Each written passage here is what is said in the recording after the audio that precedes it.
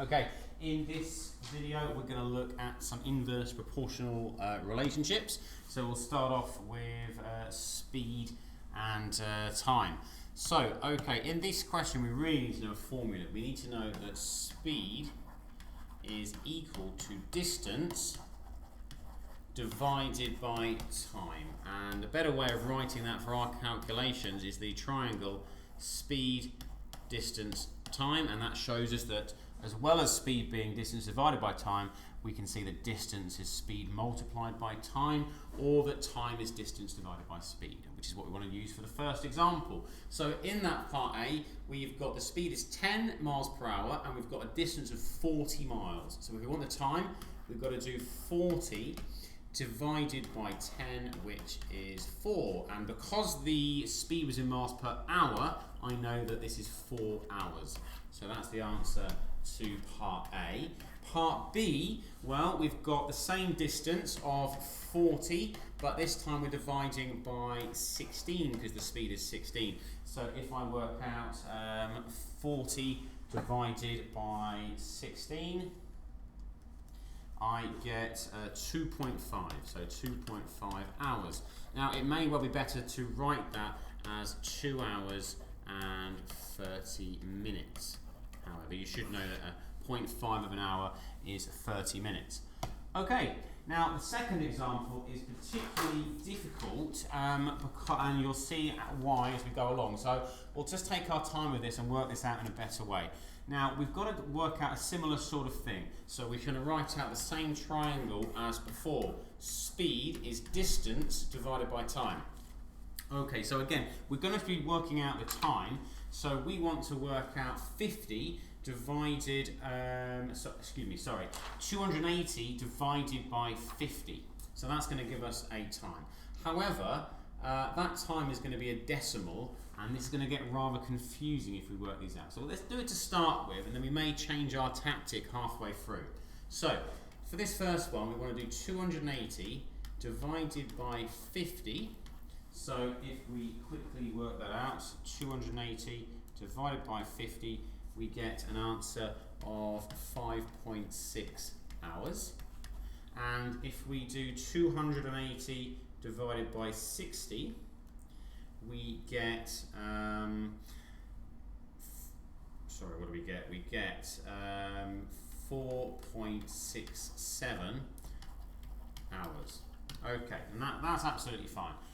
However, 0.6 or 0.67 of an hour is not really how we measure time. We want hours and minutes, and this is quite a tricky thing to do, to convert between hours and minutes in this sort of way with decimals. So what I propose we do is, especially because part C, we're going to be looking at the difference between the two answers, let's look back at this again, but this time let's do it in minutes rather than in hours.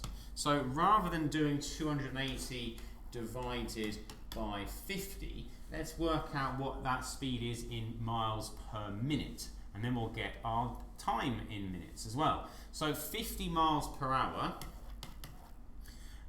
well, what would that be every minute? Well, we'd need to divide it by 60, because there's 60 minutes in an hour. So if I was to do that, I'm going to get, well, let's use the fraction 5/6. Okay, so rather than doing 280 divided by 50, we're going to divide by 5/6. Now, we've got scientific calculators, so that's going to be easy to do if we can use our calculators, and that'll give us an answer of 336 minutes.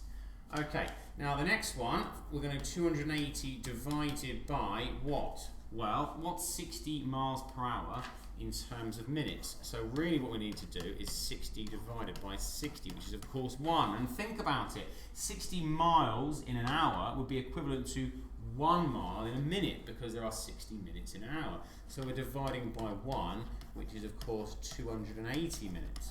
Now this gives us a much easier way of completing part C, because in part C we're looking to find the time saved between the two values. So if we do 336 subtract 280, we get the distance between the two, which is 56 minutes.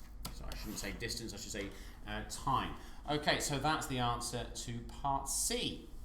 Okay, the last example is a really quite complicated inverse proportional question. And we need to do this in a very different way. So in a factory, each employee can make 40 chicken pies in an hour. How long will it take? And then you've got some different variations on this theme. So let's write out first of all the important fact that one person makes 40 pies in 1 hour. And bear in mind, we might need to write that as 60 minutes later on in the question. Okay, so that's going to be our starting information for every one of these. So 6 people, well, if we're going to times the number of people by 6 to get 6 people, we're going to reduce the time it takes. If we add more people to this, it's going to save time, not increase time. So, and this relationship is inversely proportional, so we're going to divide the time by 6. And that, of course, will be, if we think of this in minutes, 60 divided by 6 is 10 minutes. So that's the answer to part A. It's going to take 10 minutes. Now, let's start again and think of this again for part B. So this time, we've got a change in people of 3, but we've got a change in the number of pies to 240. Now, there's steps to this. Let's think first about how much time it would take one person to make 240 pies. Well, we're increasing the number of pies by, if you like, a multiple of 6. We're timesing it by 6 from 40 to 240. So that's just going to increase our time by 6. It's going to take 6 hours for one person to make 240 pies. But now, if we now do our next line, we increase the number of people, so we times that by 3 to make 3 people. What's going to happen is we're going to have to divide our hours by 3. Again, this is an inverse proportional relationship. The more people, the more time we save. We reduce the time. So dividing 6 by 3 will give us an answer of 2 hours, and that's the answer for part B.